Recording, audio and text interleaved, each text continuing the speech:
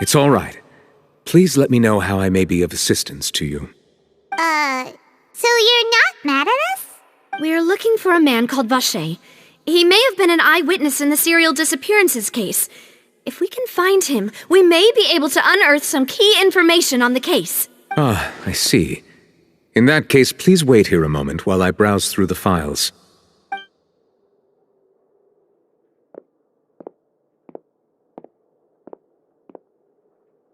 Who knew that Neuvillette would be so easy to talk to?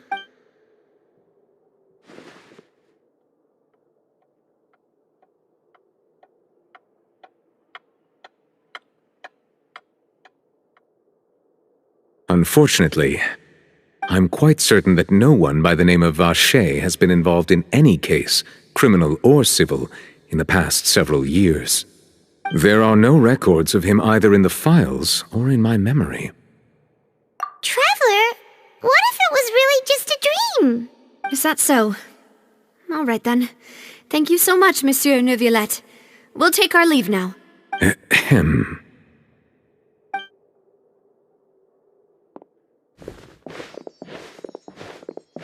Miss Navia, I can understand how you feel. Your father, Callus, was a truly exceptional man. We deeply regret his passing. And what are you trying to say, Monsieur Neuvillette? Are you trying to console me? Extend your sympathy? Or just express some tendril of regret? No. You are not trying to do any of that. I can hear it in your voice. There's no emotion behind your words. You only said those things because you felt like you should. It's just like last time. After my father took his place in the duelist ring, I pushed through the guards to talk to you as a last resort. You even told me then that you thought there was something fishy with the case, yet you still allowed the duel to go ahead. In your eyes, the value of a human life is nothing compared to those cold laws you hold so dear. If you truly regret my father's death, then why didn't you call a stop to the duel? Why didn't you give me the power to stop him from throwing his life away? Why did you just let him die, despised and hated by all? Everything was hanging on a thread at that moment. Just the tiniest effort could have changed everything. There are still so many things I never got to tell him. So many questions he still owes me answers to. If you really have no heart, then just look me in the eyes. I, Navia, will show you the true meaning of regret. I'm sorry, Miss Navia. You and my father are truly alike. You keep all kinds of things in your heart and never say a word to anyone. It's not so much that you can't feel, but that you would never express anything. Oh well. In any case, everyone already knows full well the apathy of the Chief Justice. My apologies for taking my emotions out on you, Monsieur Chief Justice. Let's go, Traveler and Paimon. Isn't that Neuvillette? Why would the Chief Justice be here? Huh? Navia?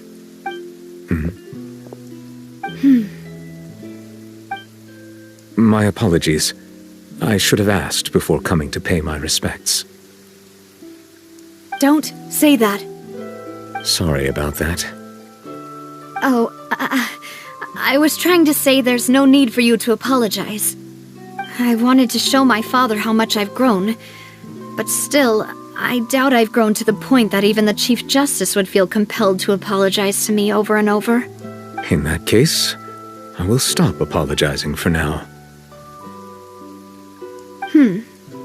You really could use some pointers on understanding human emotions, Monsieur Neuvillette. In any case, why did you come to Poisson? Well, ever since that day, I've been turning a question over and over in my head. Just what is justice, anyway? There was once a time when I didn't want to believe that there could be anything more important to humans than life itself. Oh, Rather than that, it's probably more truthful to say I didn't believe humans were capable of resisting the most basic instinct of living things. That they could rebel against their own nature, or consider certain things to be more important than their own lives. Which is also why I didn't stop your father from beginning that fateful duel. I believed that a truly innocent man would never throw away his life like that. That there was nothing, should have been nothing more important than one's own continued survival. But Mr. Callis proved me utterly and decisively wrong. If not for his sacrifice, the serial disappearances case would have remained unsolved to this day. Mr. Callis made the choice he did for his daughter, for his associates, and for many people completely unrelated to him. And in the end, from a certain perspective, one could say that he did it all for the sake of justice. A justice that's higher than life itself. So, you asked me why I came here. I just wanted to say my apologies to Mr. Callis in person. I should have noticed all of this much sooner. This regret has filled me with a sadness that has haunted me for days. That high and mighty chair in the opera Epiclese indeed insulates one from many important things. Spina di Rosula, thank you so much for your hard work and perseverance. I'm sorry for being mad at you before. So, you're actually one of those types that's cold on the outside, but pretty thoughtful on the inside, huh? That reminds me of Silver, one of my guys. Sorry about that. Self-expression is not one of my strong suits. Didn't I just say you don't need to apologize? Ah, so Navia and Neuvillette seem to have made their peace as well. Let's not disturb them for now. We can wait till after they're done.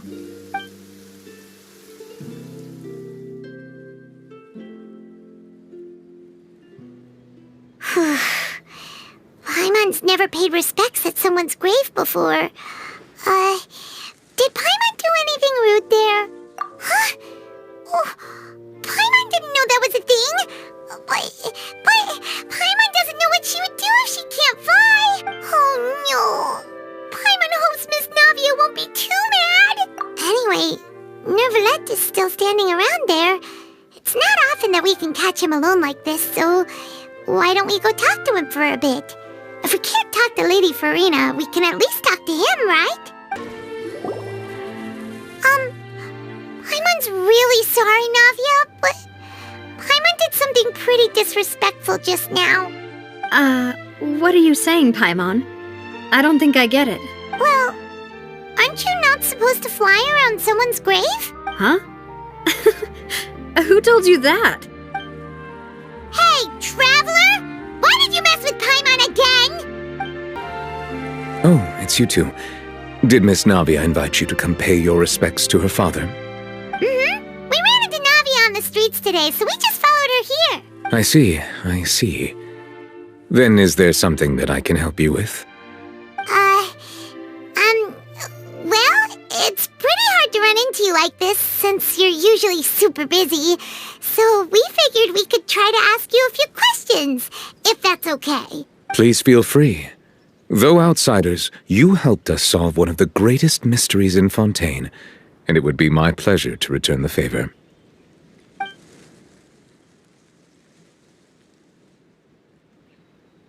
So, at court, the bad guys referred to that special water as water from the primordial sea, but what is it really? Truthfully, that name is already quite accurate.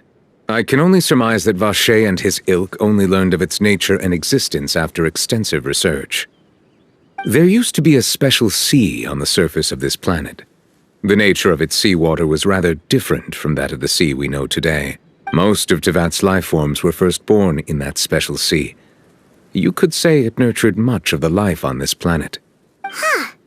So it really was where everything began. It makes sense to call it primordial, then. But today, the primordial sea no longer exists on the planet's surface.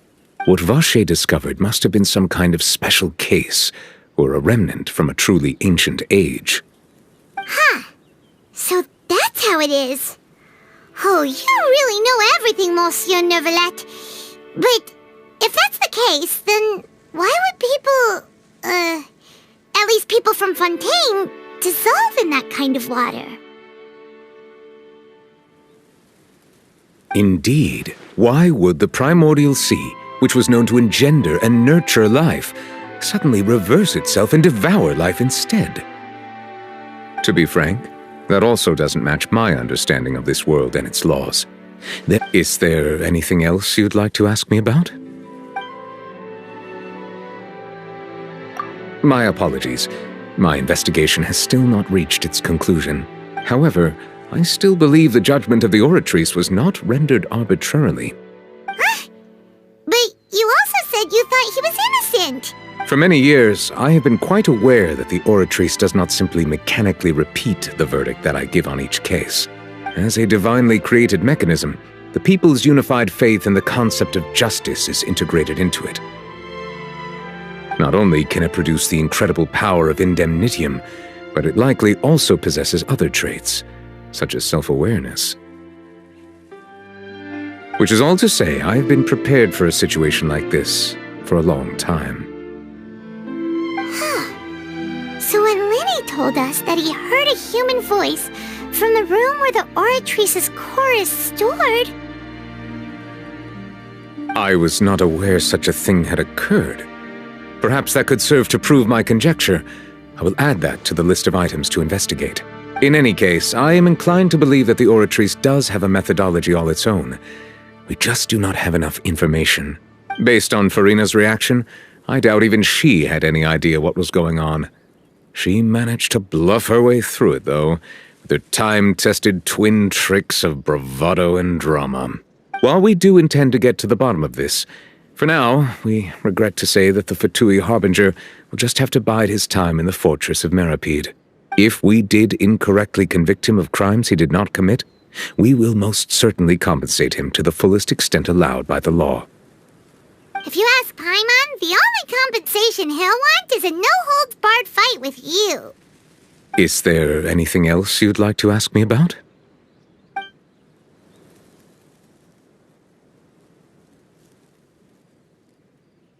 Your sibling, another blonde-haired traveler.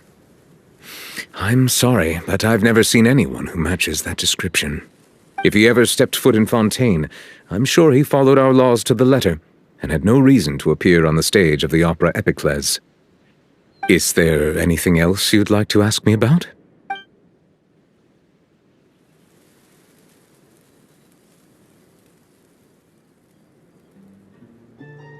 That the sea levels will rise and everyone will be dissolved in water, leaving Furina crying alone on her throne, but the sins of the people will be finally washed away for good.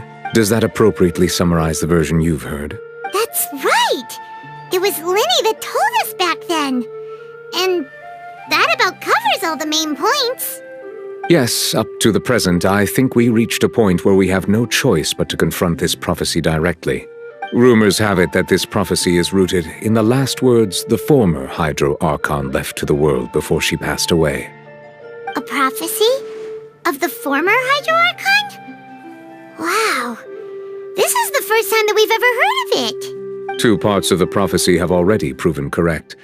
The rising sea levels and the ability of the people of Fontaine to be dissolved. We should be more vigilant and stay on the watch for further signs. Speaking of the prophecy, Furina has also always taken it quite seriously. Indeed, she has been collecting information and intelligence from across Tevat for this purpose. If the rumors were true, then perhaps this prophecy is the conundrum left to Furina by her predecessor. But with Furina being the way she is, can we really trust her to solve it? Is there anything else you'd like to ask me about?